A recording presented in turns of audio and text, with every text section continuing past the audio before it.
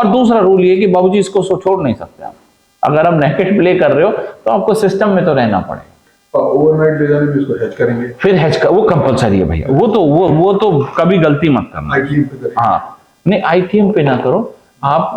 मैंने इसके 2-3 मेथड देखे थे, तो जो मुझे अच्छा मेथड लगा, नेक्स्ट एक्सपायरी पे जाओ और वहां पे आप 150 रुपए का प्रीमियम कर लो, बाय कर लो, तो दिक्कत होगी नहीं। उसका लॉजिक मैं दे देता हूं, बहुत सिंपल, जो जिससे आपको ये मेरी बात का कॉन्फिडेंस आ जाएगा कि हाँ सर ये सही बोल रहे हैं। हाँ, उसमें थीटा डीके नहीं होगा। पर दूसरी एक बहुत बड़ी इंपॉर्टेंट है, आप कैरी क्यों कर रहे हो? Because you are in profit, तभी तो कैरी कर रहे हो। हाँ। नहीं तो एसएल हिट हो गया हुआ है ना, आप निकल गए होंगे बीच में, है ना, जब एसएल हो गया।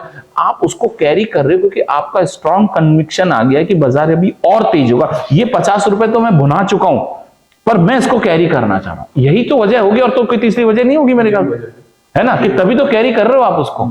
क्योंकि नहीं तो एसएल हिट, सुपर ट्रेंड की बात कर रहा हूं मैं, बुल बेयर की बात नहीं कर रहा हूं, अच्छा, है ना, समझे आप? बुल बेयर में तो नेकेड ले जाना, तो कुछ करना ही नहीं ना। उसमें तो हेज करने की जरूरत हाँ, उसको तो ले जाओ कैरी, उसमें तो कोई उसको हेज ही नहीं करना है। ऊपर जाएगा तो प्रोटेक्ट कर देगा, वो तो दिक्कत ही नहीं है ना, वो तो कहीं से कहीं तक दिक्कत ही नहीं है।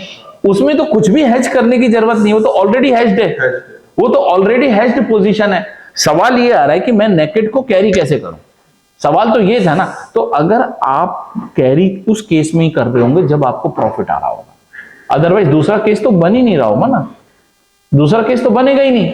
फिर तो आप सट्टेबाजी में उतारा है, क्योंकि उसने तो कर दिया है, आपने कहा नहीं कल तेज होगा, कल सुपर ट्रेंड ये बाय करेगा, वो तो सट्टेबाजी पे उतारा है आप।